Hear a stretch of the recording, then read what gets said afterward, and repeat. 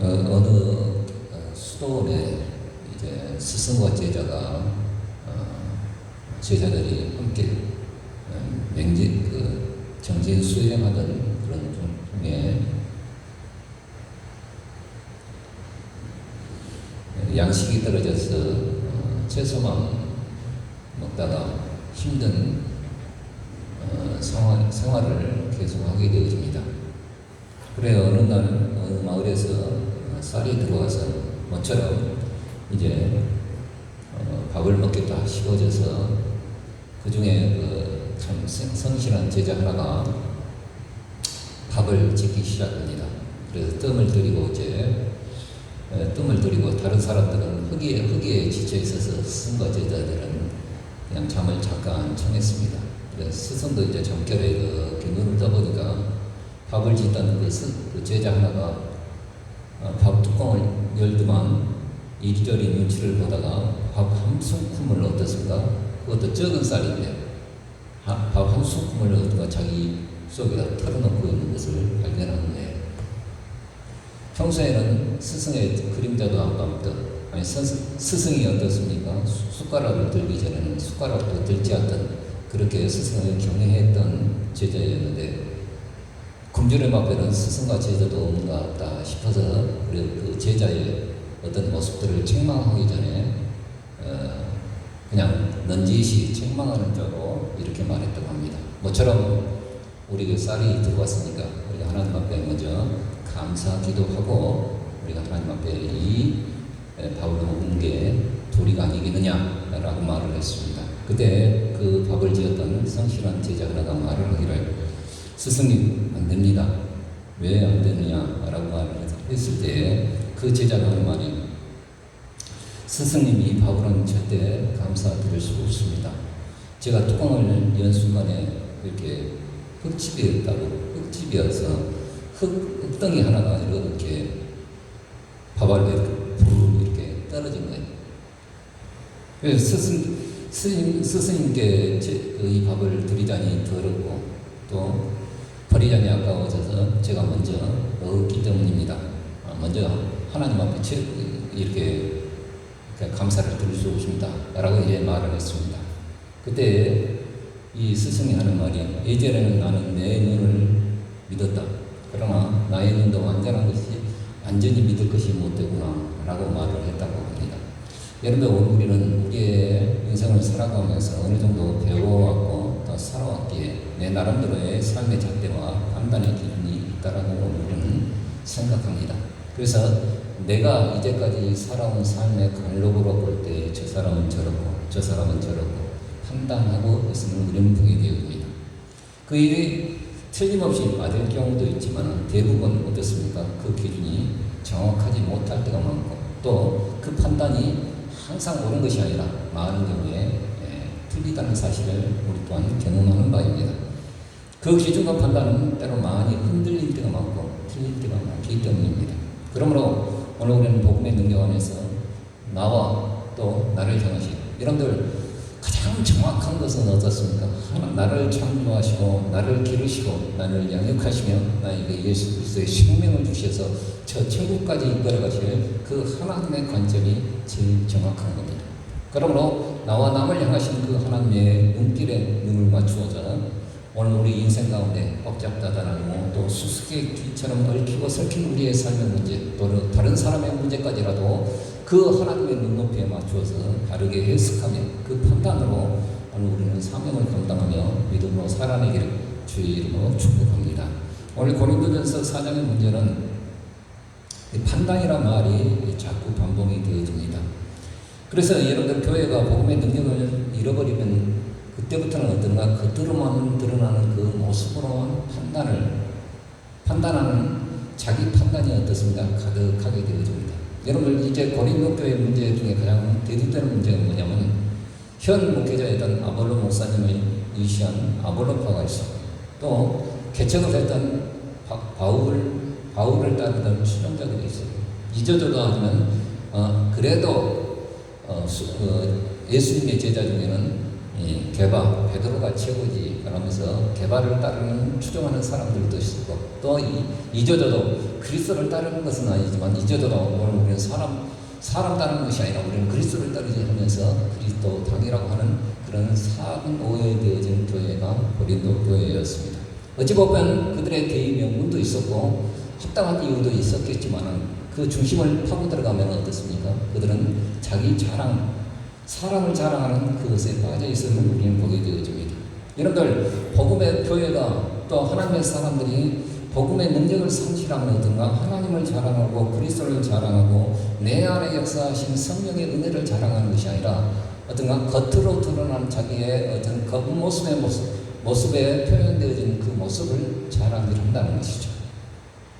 그래서 나는 바울파다, 나는 아볼로파다, 나는 게바파다라고 하는 그 모양새가 무엇이냐면 자기 자랑이라는 것이죠. 사람을 자랑한다는 거예요. 사람을 자랑한다는 거예요. 오늘 우리는 우리의 모습들이 변변치 않으면 어떻습니까?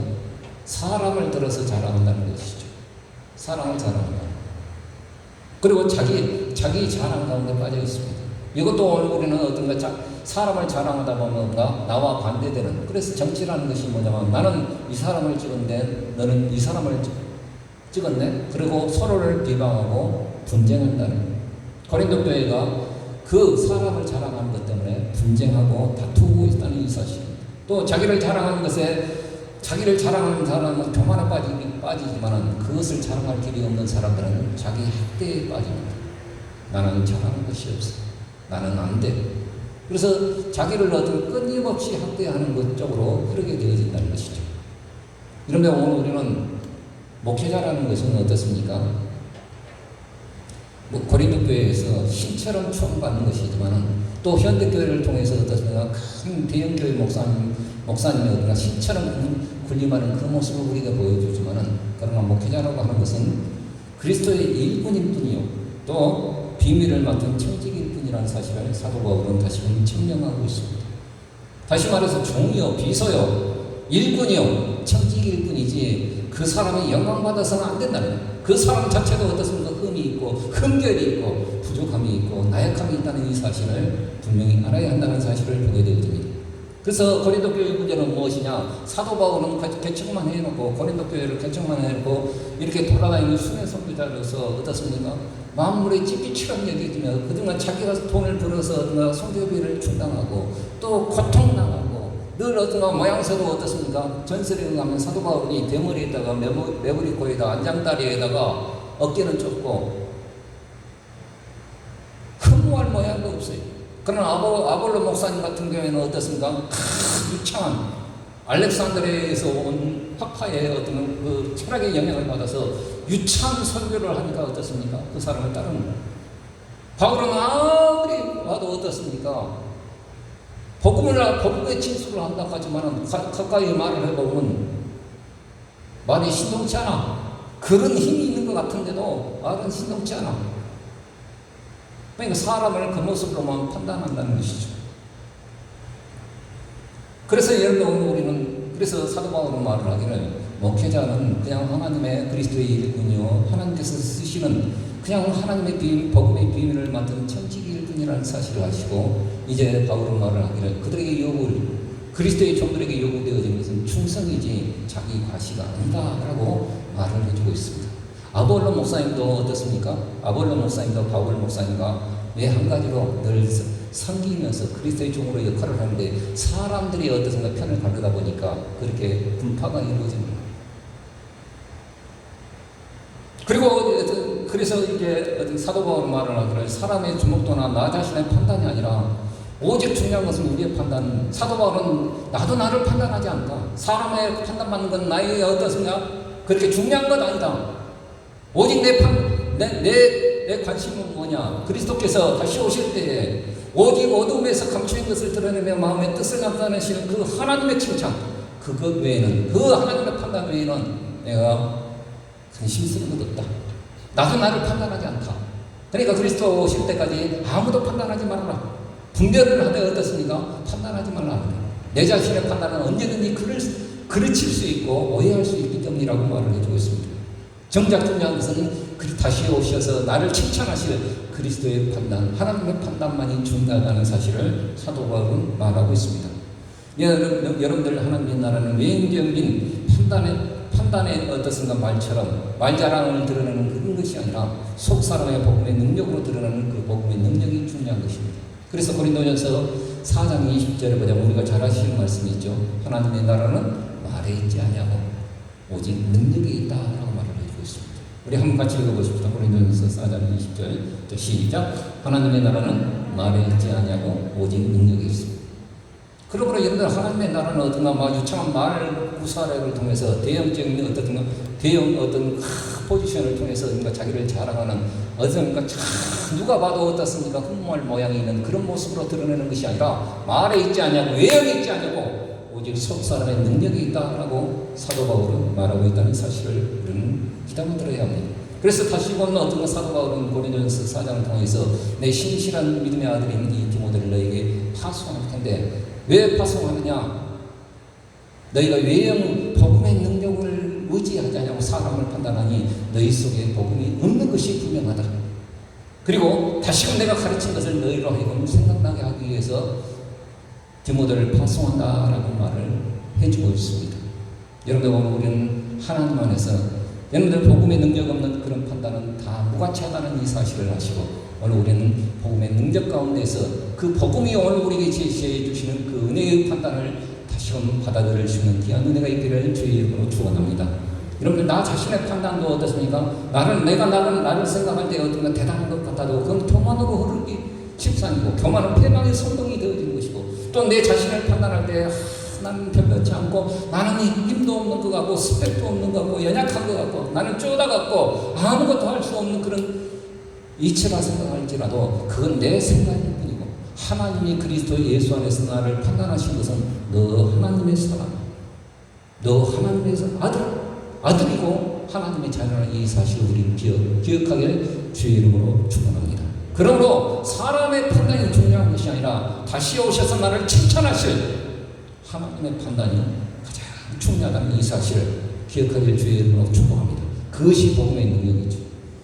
여러분 오늘 두 번째는 욥기서의 말씀에 보자면 은혜 없는 판단은 사람을 명들게 한다는 이 사실 또한 우리는 기억하셔야 됩니다.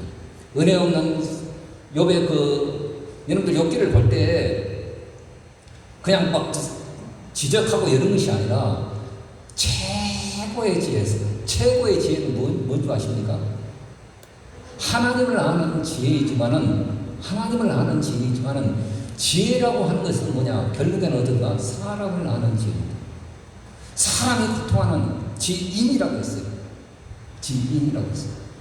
여러분 결국 우리가 아는 것은 무엇인가? 더하기 빼기 수학의 공식을 외우고 영어 단어 외우는 그런 것이 아닌 것이 아니라 진짜 아는 것은 사람에 대해서 아는 것입니다.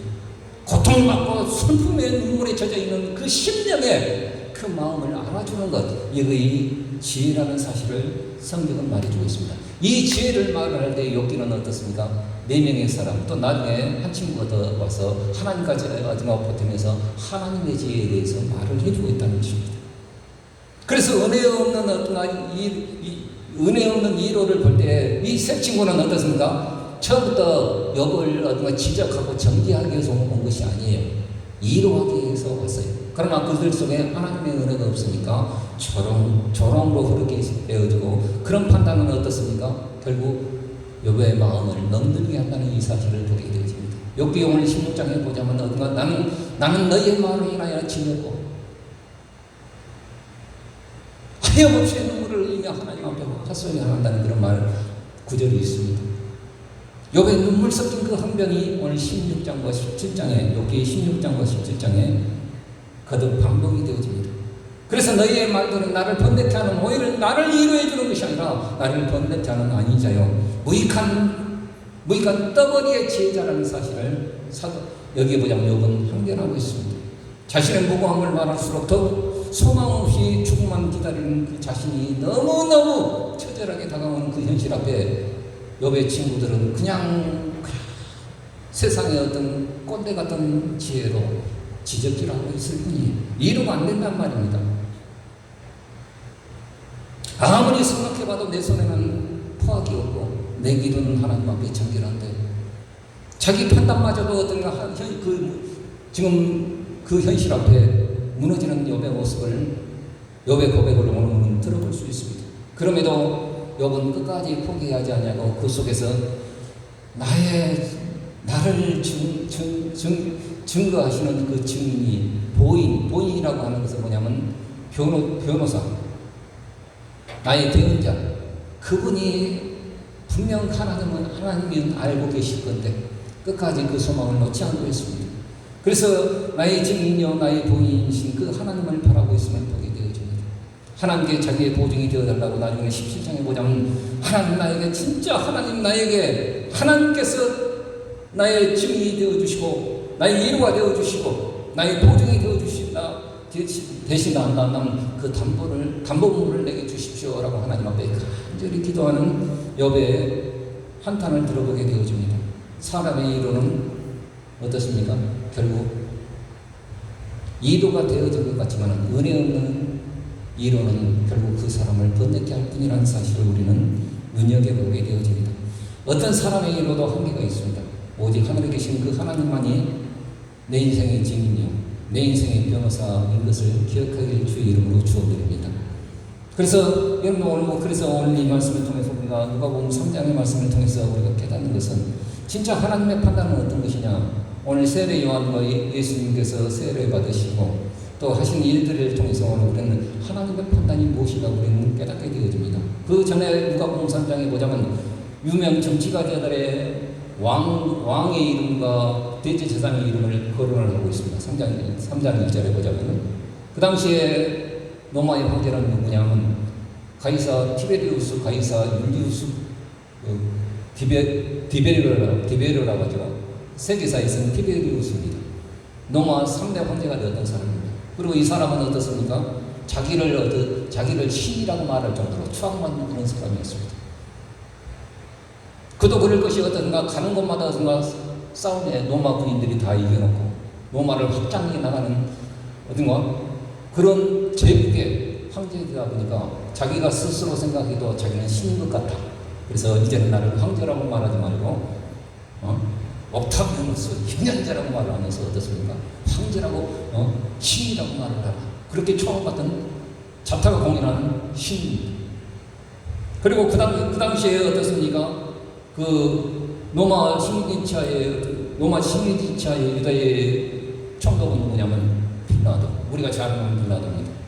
이 사람은 입신양면의 사람이었고 대단히 어떻습니까? 출세에 아주 감각이 있는 사람이었어요. 그 험악한 어떤가 대적들을 물리치고 가장 노른자 땅이었던 이스라엘의 유다의 총독으로 발탁이 되어진 사람이 빌라도였습니다.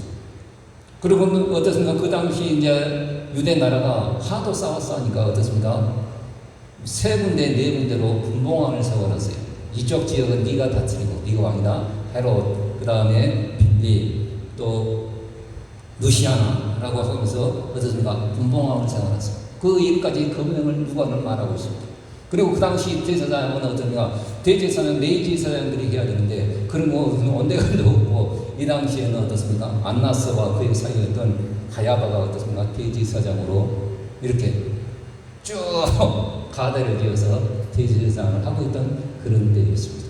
그런데 그들에게 하나님의 말씀이 임한 것이 아니라 저 광야 땅에 홀로 낙타토롯을 입고 석청을 먹으면서 나는 너희가 주는 세상이 주는 그 모든 것들을 배제하고 하나님의 앞에서 그 신앙의 기계를 꿋꿋하게 지켜갔던 광야에서 홀로 외치는 자의 소리로서 그 역할을 감당했던 세례 요한에게 하나님의 말씀이 임합니다. 이것은 하나님의 말씀이 임했다는 것은 무엇입니까? 여러분들 우리가 가볍게 볼 수 있지 않냐는 것은 그동안 400여 년 동안 말라기 이후에 400여 년 동안 어느 놈에게 하나님의 말씀이 임한 적이 없습니다. 하나님의 말씀이 뚝 끊어졌습니다. 그런데 저 광야에 낙타토롯을 입고 하나님의 엘리야의 심정으로 그 백성을 향하여서 눈물을 흘리며 그 백성들을 향하여 회개하라 천국이 가까웠느니라 요단강가에서 선포했던 세례 요한에게 하나님의 말씀이 임한 것입니다. 그리고 낙타토롯을 입고 헤롯 심지어는 그 어떤 것 설교는 어떻습니까? 민중에게 비집고 들어갈 수밖에 없는 것은 그러니까 헤롯과 그 빌립의 그 아내였던 헤로디아가 해가지고 정치적인 그 치정 관계로 해서 어떻습니까? 그 이혼하고 어떤 다시 이렇게 했던 그런 관계를 어떻습니까? 아무 누구도 어떻습니까? 그 권력 앞에 말 한마디 대꾸하지 못했던 그런 시대에 이 세례 요한은 어느 것도 걸리지 않으니까 하나님의 심정으로 그들의 치정을 고발하고 이건 불법이다. 그리고 찌그러진 설교를 하면서 어떻습니까? 도끼가 나무 뿌리에 찍혔으니 회개하고 복음을 믿으라. 하나님의 나라를 믿으라고 말하고 요단강가에서 어떻습니까? 세례를 베풀었던 세례 요한. 이 회개를 통할 때 사람들이 말을 할 때 우리가 어찌하고 말을 할 때 두 번 있는 산은 그냥 나눠줘라. 회개에 합당한 열매를 맺으라고 할 때 회개를 오늘 우리는 커다란 것으로 생각할지 모르겠습니다만은 세례 요한과 예수님께서 우리에게 가르쳐 주시고 사도 바울이 오늘에게 가르쳐 준 그 회개의 내용은 가장 우리의 삶과 밀접되어 있는 것을 보게 되어집니다. 그래서 세례 요한이 회개에 합당한 열매를 맺을 때 그들이 무엇을 어떻게 해야겠습니까? 아까 말할 때 옷 두 벌 있는 사람 나눠줘라. 그리고 먹을 것도 좀 나눠줘라. 그때 어떻습니까? 세리들이 와서 가장 캥기는 사람들이었어요. 이 세리들이 우리는 어떻게 할까? 정한 세리에 늑치지 말며 삥땅 치지 말아라. 늑징이라는 게 삥땅입니다. 삥땅. 그리고 군인들이 와서 어떻습니까? 군인들이 와서 우리는 어떻게 해야 되겠습니까? 포악하지 말며 함부로 백성들을 복종으로 다스리지 말며 정한 세 너희가 받는 그 월급에 다른 것을 탐내지 말라라고 말을 해주고 있습니다. 이런 말씀을 볼 때 회개에 합당한 열매라는 것은 나눠주고 사랑하고 또 어떻습니까? 자족하는 것. 이것이 오늘 우리에게 회개에 합당한 열매인 것을 우리는 보게 되어집니다. 오늘 우리는 욕심만 내려놓으면 어떻습니까? 실은 어떻습니까? 곧 죽을 것 같아도 욕심만 내려놓으면 그것이 천국이 시작되어지는 기름기라는 이 사실을 우리는 보게 되어집니다. 그리고 예수님께서 요단강에 있던 세례 요한에게 세례를 받으시고 어찌 보면 그 하나님의 아들이었던 인간인 세례 요한에게 세례를 받는다는 것은 있을 수 없는 얘기입니다. 그러나 자기를 완전히 죄인들과 동일시해서 어떻습니까? 그 세례를 받으셔야 그 낮아지는 모습을 통해서 어떤 일들이 일어나냐? 성령이 비둘기같이 그에 임하시고 하늘에서 음성이 들리는데 이는 내 사랑하는 아들이요 내 기뻐하는 자라라고 성삼위 하나님이 어떤가 시인해 주시는 그 놀라운 은혜를 우리는 보게 되어집니다. 그리고 누가복음 성장해 보자면 족보 얘기가 나오는데 밑에 마태복음 족보는 어떤가 위에서부터 아래로 훑어내는 족보라고 한다면 왕가의 족보라고 한다면 누가복음의 족보는 밑에서부터 올라갑니다. 그런데 여러분 요셉 위에 헨리가 나오는데 이 헨리는 마리아의 아버지예요. 그러니까 여자의 족보를 훑어가면서 어떻습니까? 쭉 올라가고 있습니다. 그리고 제일 끝에 누가 나옵니까? 아담이요 그 위에는 하나님이라고 말을 해주고 있습니다. 이 족보의 내용은 무엇이냐면 그 여인의 후손이 하나님이라는 사실을 말해주고 있습니다. 그래서 맡긴 사명이 어떤가 온전히 세례 요한은 그 삶을 다했고 예수님께서도 어떻습니까? 요단강가에서 세례를 받으시고 마귀의 시험을 받으신 이후에 3년의 공생애 동안 온전히 하나님이 주신 그 일들을 말하며 온전히 하나님께서 주신 그 사명을 위해서 십자가에 하나님이여 나를 어찌 버리셨나이까 엘리 나와 사박다니 하면서 온전히 버림받았음에도 불구하고 그 일들을 순종으로 감당하신 그 모습을 우리는 보게 되어집니다. 여러분 오늘 우리는 하나님의 판단은 어떤 것입니까? 예용적으로 드러나는 어떤가 출세가도의 권력의 정점에 서는 것이 권력의 정점에 서는 것이 어떻습니까? 하나님의 판단이겠습니까? 아니 사명을 감당하고 낮아진 그 모습 가운데 하나님의 판단은 있다는 이 사실을 우리는 보게 되어집니다. 창세기 50장의 말씀을 통해서 우리는 이제 다시금 우리에게 적용해 볼 수 있는데 복음의 은혜 수경으로 우리는 판단해 보아야 합니다. 야곱의 장래 행렬은 이집트의 파라오의 신하들과 군대들까지 출청해서 가나안으로 옮겨가는 국장 수준에 40일 정도면 어떻습니까? 70일 정도 예고하며 이것은 파라오가 죽었을 때와 똑같은 그런 수준입니다. 그래서 부패되지 않기 위해서 매와 그 내장을 다 긁어내고 이제 이집트에서 장례문화가 어떤가 미라를 만든 것이죠. 그래서 70일 동안 장례 행렬이 이루어지면서 결국에는 아브라함과 사라가 묻혔던 또 이삭과 리브가가 묻혔던 그 막벨라 굴에 안장을 하게 되어집니다. 출애굽의 리허설이 다시금 시작이 되어진 것을 보게 되어집니다. 그래서 나중에는 어떻습니까? 이 루트를 통해서 이스라엘 백성들이 모세를 통해서 출애굽할 때 누구의 해골을 메고 갑니까? 요셉의 해골을 메고 그 루트를 따라서 출애굽하게 되어집니다. 그래서 요셉의 형들이 장례를 마치자 두려운 거예요. 이제는 아버지도 죽었으니 더우시죠? 자, 눈을 뜨세요. 네, 더우시죠?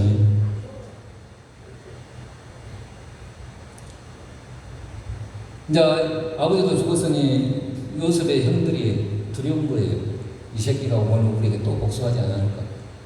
잘못은 저지른 사람들은 어떻습니까? 두고두고 그 마음에 두려움이 있습니다.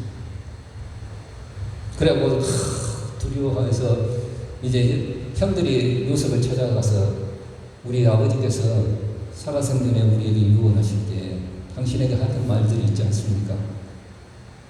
형들을 용서하라는 그 말을 잊지 않으시지 않습니까? 그러니까 우리를 용서하시고 우리는 당신의 종입니다 라고 말할 때 요셉이 뭐라고 합니까? 그건 남들의 소리야! 라고 말하는 것이 아니라 울기 시작해요. 요셉은. 왜 그런가 하니 하나님의 은혜 속에서 자신을 채워주셨던 그 하나님의 은혜를 생각하면 그 모든 것이 은혜라는 이 사실을 알고 울기 시작합니다. 그리고 뭐라고 말하냐? 내가 하나님을 대신하리이까. 한번 따라서 봅시다. 내가 하나님을 대신하리이까. 이 말이 굉장히 중요한 겁니다. 다시 말해서 이 말을 역으로 말해본다면 하나님께서 대신해서 그 일들을 해주셨기 때문에 나는 하나님을 대신할 수 없습니다 라고 말하는 내용입니다. 여러분, 오늘 우리는 우리의 대신 우리의 짐을 짊어주시고 대신 우리의 화목제물이 되어주시고 우리의 죄짐을 짊어주시고 십자가에 죽으셨던 우리 주 예수 그리스도를 우리는 믿습니다. 그래서 요셉의 말을 했던 것처럼 하나님은 당신들은 나의 생명을 헤아려 했으나 그것을 선으로 바꾸사 만민의 생명을 구원하기 위해서 하나님께서 이끌어내신 그 놀라운 은혜의 내용들을 요셉은 알기에 어떻습니까? 내가 하나님을 대신하였습니까? 라고 말하고 있는 것이에요. 그리고 내게 그 대신해 주신 그 은혜가 무엇입니까? 왜 나를 위해서 십자가에 죽으셨고 왜 나를 위해서 죄짐을 짊어주시고 왜 나를 위하여 구원의 여정을 내 대신 그 일들을 이루어 주십니까? 라고 물어볼 때 왜 그런 거 아니에요? 이스라엘 백성은 나뿐만 아니라 우리 가족과 400년의 역사를 통해서 하나님의 친백성으로 이끌어가실 그 놀라운 계획까지도 얻었습니까? 하나님의 계획 가운데 요셉의 눈에 보였기 때문에 그 모든 것을 용서라고 할 생각도 없어요. 내가 하나님을 대신하리니까. 우리 디도서 2장 14절의 말씀을 같이 읽어보십시다. 시작. 그가 우리를 대신하여 자신을 주심은 모든 불법에서 우리를 구속하시고 우리를 깨끗하게 하사 선한 일에 열심하는 신백성이 되게 하려 하시느니라. 이건 사도 바울의 고백이지만은 요셉의 고백이기도 하고 우리의 고백입니다. 왜 우리를 대신해서 십자가에 주셨고 왜 우리를 대신해서 죄짐을 짊어주시고 왜 우리를 대신해서 그 일들을 하십니까? 그것은 모든 불법에서 우리를 구속하시고 우리를 깨끗하게 하사 자기 일이 아닌 선한 일에 열심내는 하나님의 친백성 되게 하기 위해서 나를 대신하여 십자가에 죽으시고 나를 대신하여 내 짐을 짊어주시고 나를 대신하여 그 역사를 이루어 주셨음을 성경은 말해주고 있습니다. 그러므로 오늘 우리는 어떻습니까? 오늘 우리는 대신해 주시는 그 은혜를 오늘 우리는 다시금 생각해 보셔야 됩니다. 제가 이 말씀을 준비하면서 이 말씀에 너무 은혜를 받았어요. 그래서 다시금 설교를 바꿀까 하다가 너무 시간이 없어서 그대로 했습니다만 대신해 주신 은혜가 얼마나 좋습니까? 능치 못한 것 주께 없으니 나의 일생을 주께 맡기면 나의 모든 일 대신 지시는 주의 영원한 발 의지에. 여러분, 오늘 우리는 어떤가 복음을 누리는 가장 큰 비결이 무엇입니까? 나를 대신해 주신 그 하나님의 은혜를 믿고 의지하고 맡긴다는 것. 대신해 주신 그 은혜가 있단 말이에요. 요셉 같은 경우에도 어떻습니까? 형들에게 미워서 자기를 인신매매해서 어떤가 은 20에 어떤가 팔아버렸지만은 형들을 미워할 수밖에 없죠. 그러면 가는 곳마다 보디발의 집에서나 옥에서나 어떻든가 하나님의 은혜가 있고 어딘가 은혜를 입었더라. 대신 은혜를 주시는 거예요. 그리고 원수였는데, 형들이 원수였는데 하나님께서 대신 원수를 딱, 여러분들, 원수는 누가 치시는 겁니까? 내가 치는 겁니까? 하나님이 치시는 겁니까? 야, 원수 내게 맡겨. 내 부업이 있는데 원수 내가 치는 거야. 그러니까 네가 대신 원수 갖지 마. 이렇게 말씀하십니다. 그리고 작은 것을 아버지 품속에서 채석옷을 입고 어떤가 꿈을 꾸다는 어떤가 꿈돌이였지만 이제는 어떤가 작은 것을 꿈꾸고서 이렇게 했는데 어마어마한 꿈들을 400년 후의 일들까지 어떤 하나님께서 요셉의 머릿속에 영감을 주셔서 그 일들을 해서 어딘가 자기 해골이 어딘가 미라 상태에서 해골이 되어졌어요. 400년 동안 해골이 되어졌어요. 흔적조차 없어요. 그런데 너희가 출애굽을 하실 그 하나님이, 나는 죽으나 하나님이 너희를 공부하사 너희를 이 땅에서 나가게 하시는 그 일들이 분명히 있을 텐데 그때 내 해골을 메고 가라. 이야, 이건 자기의 확신이 없으면, 그 믿음의 확신이 없으면 그 말을 할 수가 없습니다. 요셉은 그것을 알았어요. 간곡한 말로 어떤 형들을 위로하고, 이제 요셉도 죽음의 목전에서 할 때 나는 죽으나 하나님이 가나안으로 해골을 메고 가라고 말을 해주고 있습니다. 요셉은 그야말로 복음의 은혜 속에 살고 가나안 천국 복음의 방향을 그 후손들에게 남기고 있습니다. 여러분, 오늘 우리가 복음으로 살아야 할 이유가 뭡니까? 나를 지켜보는 후손들이 있고, 또 나는 죽으나 땡, 이것이 아니라 나는 죽으나 하나님이 너희를 공부하실 건데 내가 이 땅, 우리가 살아야 할 땅은 이 가나안, 이 애국 땅이 아니야. 하나님의 약속한 땅, 저 가나안 땅으로 가야 돼 라고 말을 했던 것처럼 우리 또한 이 땅에 살아가는 것이 영원 천년만년 살아가는 것이 아니라 언젠가는 하나님께서 새로운 도성으로 우리를 이끌어 주실 텐데 그 가나안 복지성에 우리가 들어갈 때 내 해골을 회복하고, 요셉의 유언이었습니다. 결론적으로 말씀을 마치고자 합니다. 살아가는 우리의 판단의 기준은 무엇입니까? 삶의 기준은 항상, 우리 판단의 기준은 뭡니까? 요한일서 2장 13절의 말씀처럼 육신의 정욕과 안목의 정욕과 이생의 전환입니다. 믿는 이도 어쩔 수 없습니다. 복음의 능력을 우리가 소유하지 못한다면 항상 육신의 정욕과 안목의 정욕과 이생의 전환일 뿐입니다. 그러나 그것은 어떤 것입니까? 독한 시기와 다툼으로 거짓 자랑하게 되어지고, 야고보 사도가 말을 했던 것처럼 그것은 세상적이요 정욕적이요 마귀적이다 라고 말을 해주고 있습니다. 이것이 고린도 교회에 숨어있는, 보이지 않는 영적인 문제였습니다. 이 또한 우리의 영적인 문제입니다. 그리고 또 설령 오늘 우리가 남을 이루한답시고 우리가 이루하지만은 안 돼서 측은하게 의해서 동병상련의 마음으로 이루한답시고 한다 하지만은 내 속에 복음의 능력이 없으면 어떻습니까? 그 이루조차도 오늘 우리는 정죄에 가깝고 조롱에 가까울 수 있다는 이 사실을 알아야 합니다. 오히려 이루가 그 사람에게 번뇌케 하는 소재가 되어질 수 있음을 우리는 알아야 합니다. 하나님만이 내 삶의 유일한 판단의 기준이심으로 내 삶을 온전히 그분 앞에 드릴 때에 오늘 우리는 어떻습니까?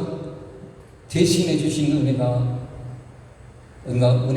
복음의 능력이고 복음의 은혜라는 이 사실을 성경은 말해주고 있습니다. 십자가가 세상 사람들을 보기에는 바보 멍충이로 보이지만 고린도전서 1장 18절의 말씀처럼 어떻습니까? 한번 같이 읽어볼까요? 1장 18절 시작. 십자가의 도가 멸망하는 자들에게는 미련한 것이요 구원을 얻는 우리에게는 하나님의 능력입니다.